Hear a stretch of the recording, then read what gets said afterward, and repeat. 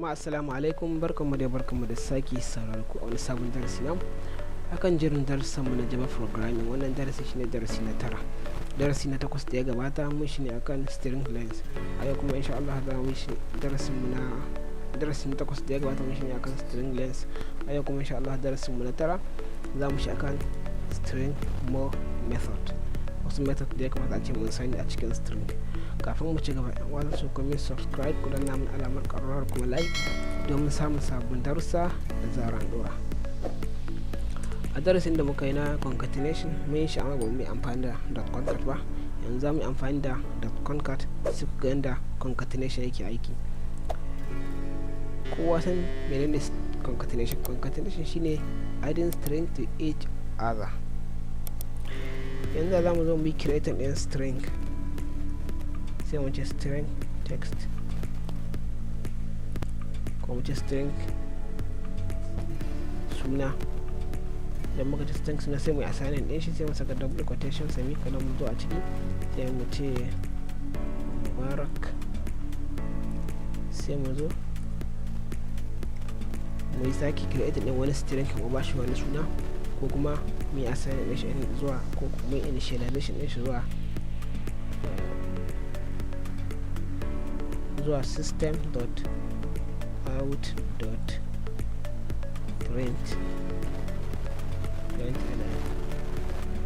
sai mu round bracket, sai mu zo mu saka semicolon, sai mu zo a ciki, sai mu ce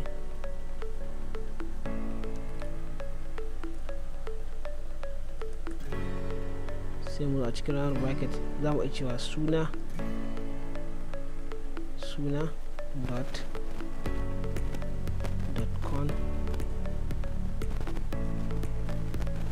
concat suna.concat al-mustafa. Ga mun ce suna.concat al-mustafa, sai mu rola shi. Oke, akwai iri da muka samu suna.concat. za mu saka double quotation,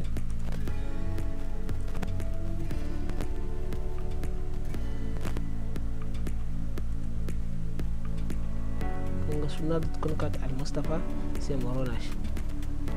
kun ga ci mubarak al-mustafa. Idan kana da wani string ne da kai creating anan, sai ka kira sunansa a cikin .concat din ba tare da kasa double quotation ba.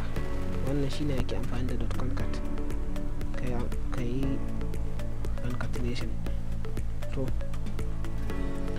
sai kuma abin da za mu yi amfani da shi domin sai length.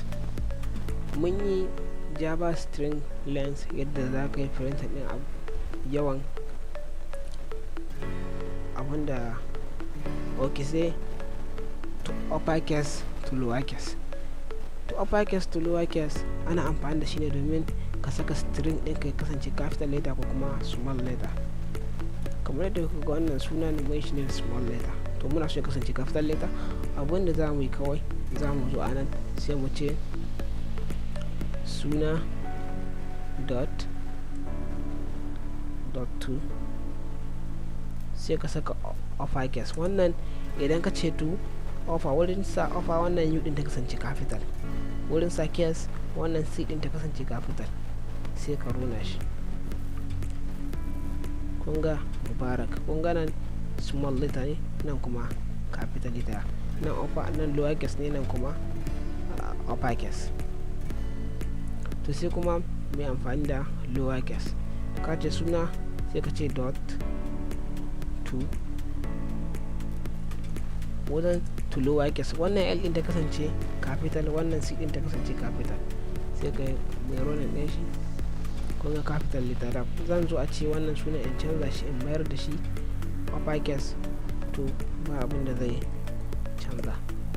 kun ga na mayar da shi uppercase, to da yanzu zan zo in rona shi zai kasance lower case. kun gani wannan shine ake amfani da shi wajen uppercase to lowercase. Sai kuma empty method. Shi empty method ana amfani da shi domin kasancewa a cikin string user ya rubuta wani abu ko bai rubuta ba, shine amfanin sa. Kawai abin da zamu yi, zamu zo mu goge wannan lowercase din, sai mu zo mu goge wannan, sai mu ce suna dot is empty. Idan zaka ce is empty, wannan idin ta kasance capital letter, sannan ka rinka saka parenthesis. kuma ko a ina mana saka parenthesis. To sai mu rona shi, kun ga ce false. Me yasa? Saboda shi boolean ne. Kun san boolean mun ce ana amfani da shi ne wajen true or false, ko a'a. To abin da yasa ce false, a cikin string mun rubuta mubarak, yanda za mu zo mu cire wannan mubarak din sai mu runa shi zai ce true. kun ga ce true. To kuma muna da hanyoyi da za mu yi creating din wa'annan abubuwan, ba dole sai mu saka anan ba. Yanzu za mu iya zuwa mu ce boolean,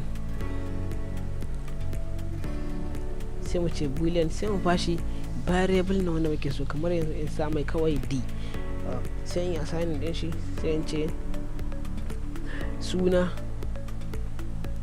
dot is empty, sai in saka semicolon. Sai yanzu a cikin nan in yi goge shi, kawai abinda zan kira d shine variable din boolean dina, sai in runa shi. kun ga ce true, babu komai. To idan na saka suna na anan kuma na running din shi zai ce false, ma'ana akwai wani abu. To shi ma abun nan lowercase da uppercase za ka iya creating din variable anan string. Kamar yanzu in ce string, sai in ce d, sai na ce suna dot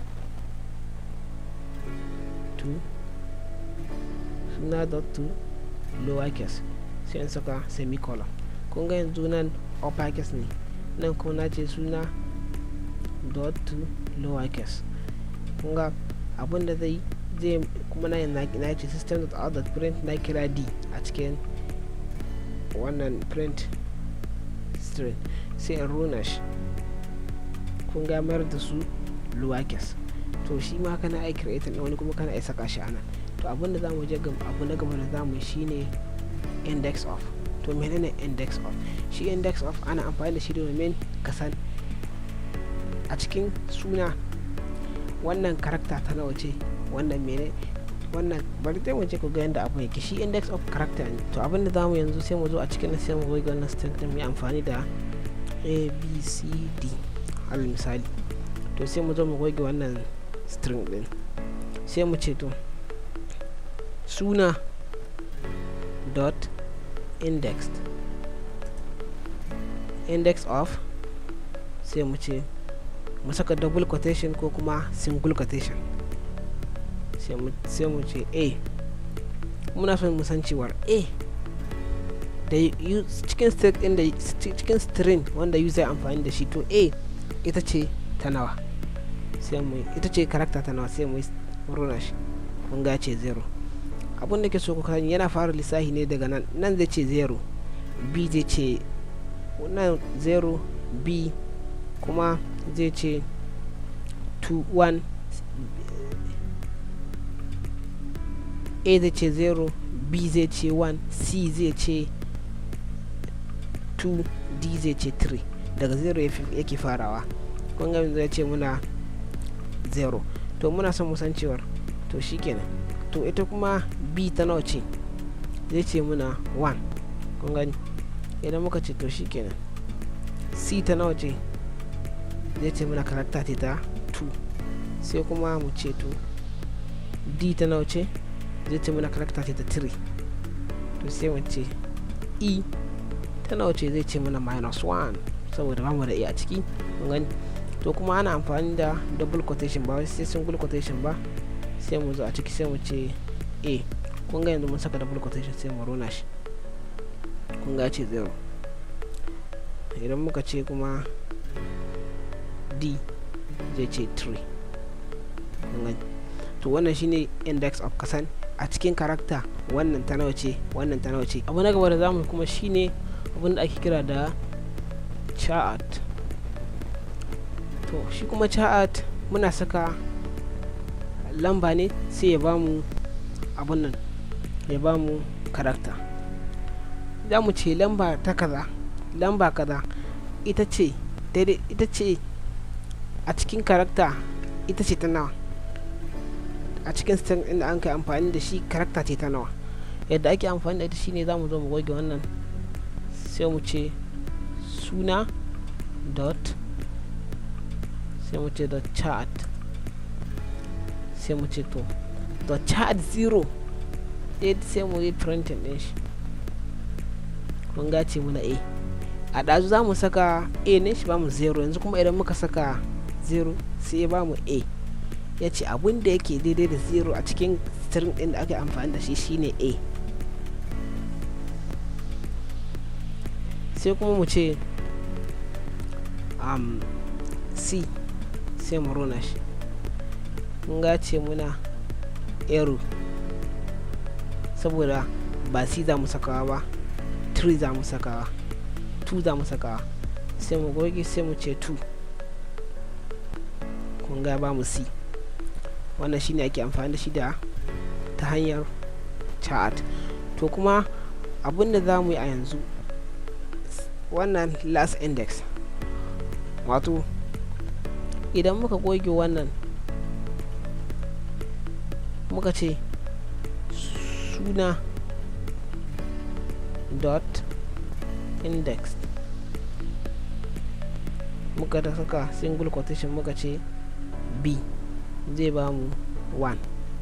kun ga ba mu 1. To abinda muke so a ce kuma anan muna da wata a, to idan muka ce a, kun ga ba mu 1 ya ba mu 0. to ya za a mu san ta ƙarshe wacce kalma ce? To abinda za mu amfani da shi shine ana kiran shi da last index, kamar yadda muka saka a can. Sai mu je suna dot last index, sai mu saka quotation, single quotation ko double quotation, sai mu ce a. Wannan last i din nan ta kasance capital letter, index of. Wannan o da ita ma ta kasance capital letter. Sai mu run program din mu. Kun ga ce muna 4. da za mu so anan mu ƙara b, tun daga wata b nan zai ce mana 5. ok, sai mu ce index of b, last index of b zai ce mana 5. to abu na gaba da za mu zuwa na ƙarshe shine lens. mun gaya muku cewar ba za ka yi amfani da boolean string kaza ba domin ka san kalmomi nawa ne aka yi amfani da su a cikin string. to amma kuma za ka iya bi ta hanyar integer ka san kuma nawa ne, kuma ba za ka saka integer ka ce nawa ne, amma kuma za ka bi ta hanyar integer ka san nawa ne. to ya za ka yi? kamar yanzu za mu ce suna dot length,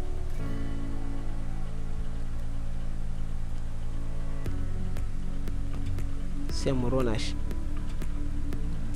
kun ga ce mana 6. to amma kuma yanzu muna so mu san za mu so mu saka integer ne anan, saboda abin da ke ba mu integer ne. kun ga ba mu error. to ya zamu, hanyar da zamu yi wannan abin shine za mu zo anan sai mu ce int, sai mu saka variable name duk wanda muke so. kamar yanzu na saka m, sai in yi assigning din shi, sai in ce suna dot length, sai in saka semicolon. sai yanzu a cikin nan in goge wannan kawai in kira m, zai yi printing din shi. kun gani 6. wannan shine more string method. anan za mu dakata, da fatan kuna jin daɗin wa'annan darussa namu.